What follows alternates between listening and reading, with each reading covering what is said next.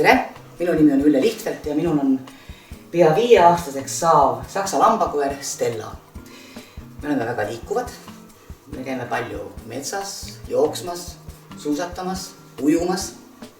Ja sellepärast tahan mina oma loomale ainult parimat. Kutsikast peale on ta söönud plaatinum koeratoitu. Aga siis ma hakkasin mõtlema, et nii nagu inimene, nii vajab ka loom vaheldust, kuigi ta saab mul tihti ka kodust toitu. Ja siis ma otsustasin, et vahelduseks ostan talle midagi muud ja ostsingi lemmiklooma poest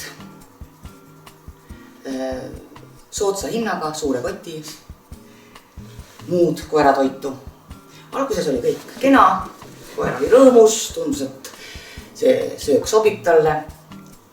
Aga ühel hetkel ma hakkasin märkama, et tal läks karv lahti ja karv enam ei läikinud.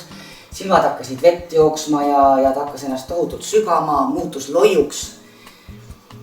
Läksime arstile ja selgus, et minu koerakesel on toidualergia. Nüüd ma tean, et koeratoidul ja koeratoidul on suur vahe. Mina annan edaspidi oma Stellale ainult plaatinum koeratoitu, sest plaatinum on naturaalne, kvaliteetne, tervislik, rohke lisasisaldusega ja toitev, sisaldab kõiki vajaminevaid vitamiine.